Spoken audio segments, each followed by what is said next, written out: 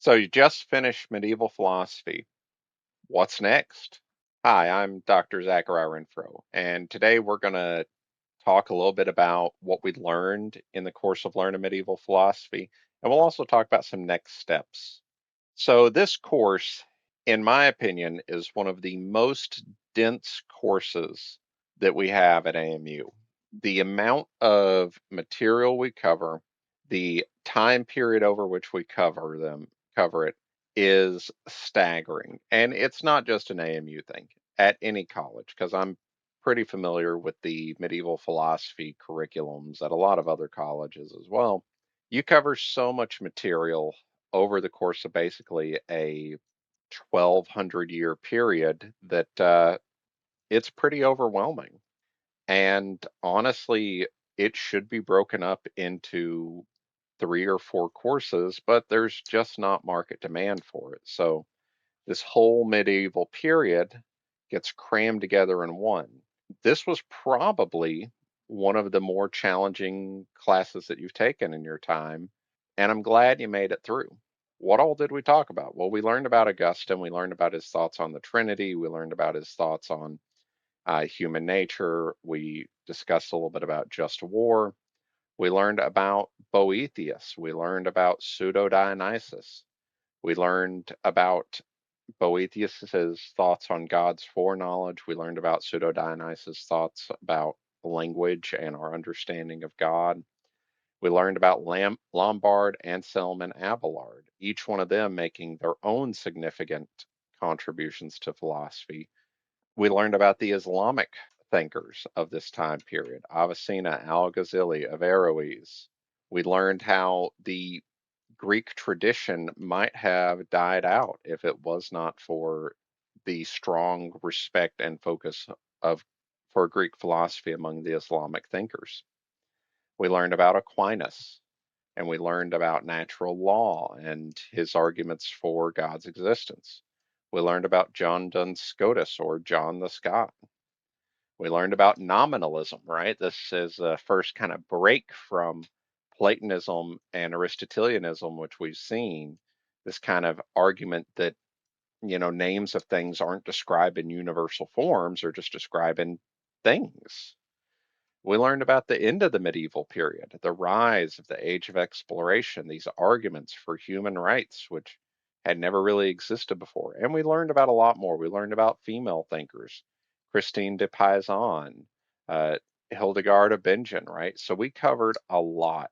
And it was probably like trying to drink water from a fire hose. So I hope that in the process of going through this course that you weren't too overwhelmed because there was a lot in it.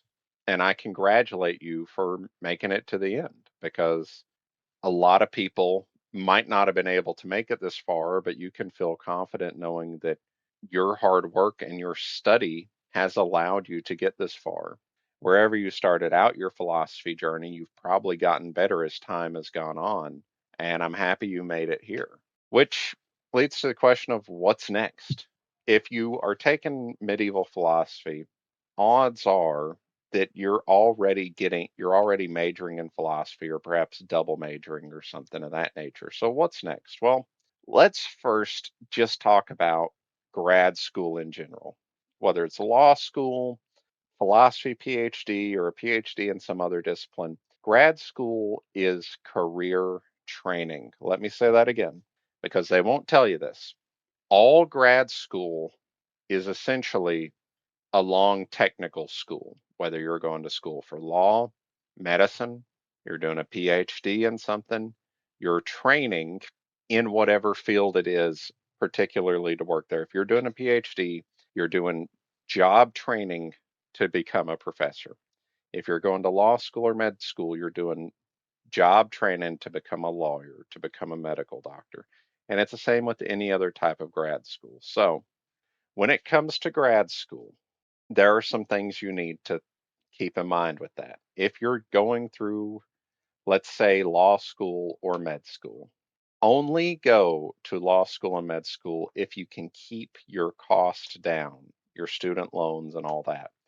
Because what's the point of going through school to become a medical doctor If by the end you have $1 million in student debt and even your high doctor's salary doesn't afford you a good quality of life. So, if you want to go to law school or grad school, focus on keeping your costs down. And there's a couple ways you could do that.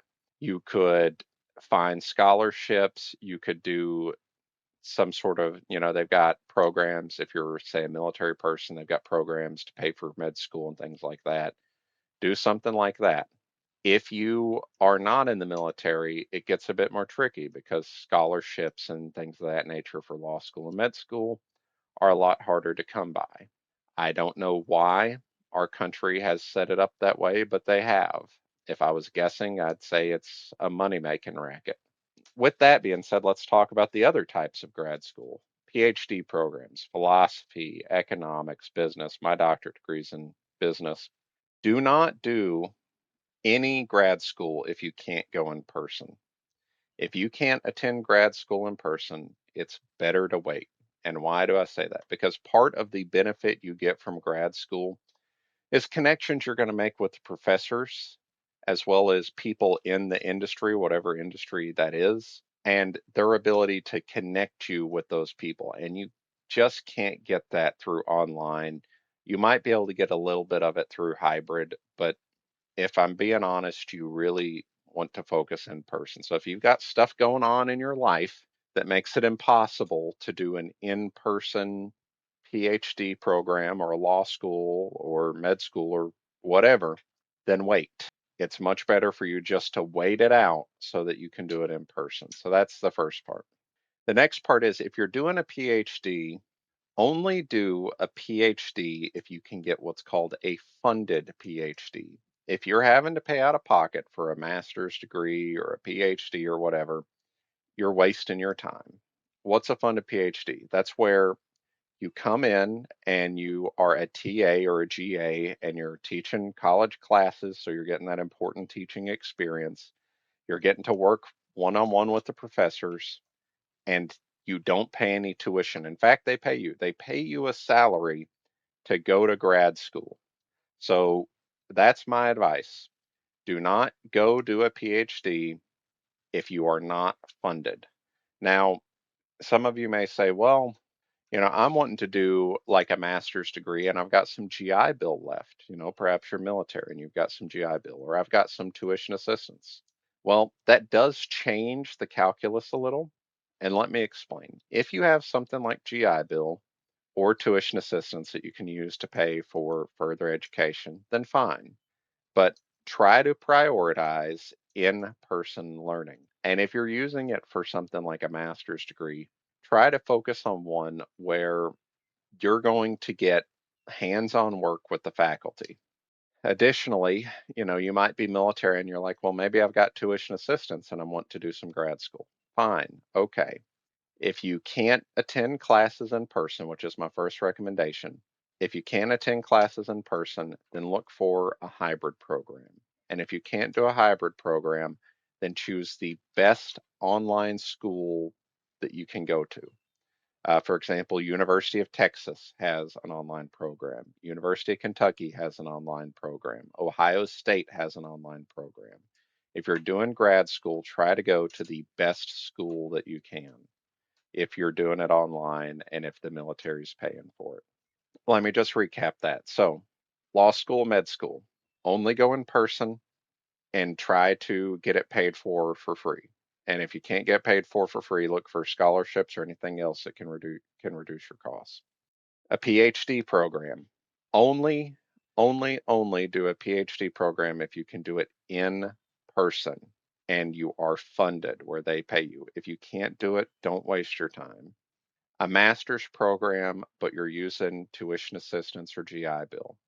If you are doing one of those things, look for a college that might be near you, near the base, and try and find a program that has night classes. That might be an MBA program. And honestly, that's not a bad way to go if you're getting it for free.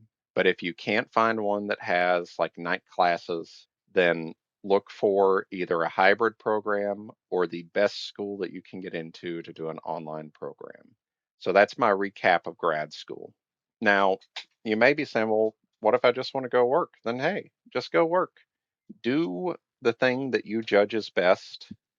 Grad school is just one thing, but honestly, for a lot of people, for most people, either going into the workforce or continuing your time in the workforce is going to be the better choice. Our society has gotten to the point where it discriminates against people with master's degrees and doctorate degrees. And honestly, going to school that extra amount of time might hurt you more than it helps you. So if you've already got a good career or you're pretty close to a good career, just do that. Don't worry about anything else. And same for like entrepreneurship or anything like that.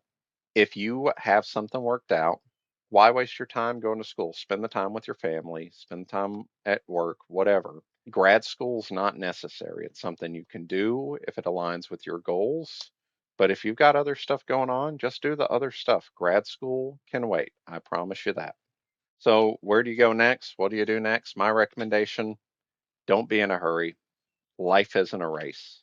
You don't have to try and rush and get everything done by a certain time or whatever. Take your time. Instead of focusing on just trying to chase credentials as fast as you can, focus on making friends and getting to know people. And I guarantee you, your career will do better if you do that. And how do I know that? Well, because I got myself in a hurry. I focused obsessively on credentials. I focused obsessively on education. And by the time it was all said and done, I found that I was in a weaker position because I didn't have the connections to the people that mattered. In our modern society, the only thing that matters is who you know. It doesn't matter what your credentials are, where you went to school, if you were in the military, none of that matters. In our society, the only thing that matters is who your friends are. So, my advice to you is whatever you're doing, take your time, slow down, and try your best to make friends. I guarantee you're you will have a much better career than if you just obsess over degrees. So, that's all I've got. I hope that's helpful for you, and I hope to see you in the future. Thank you very much.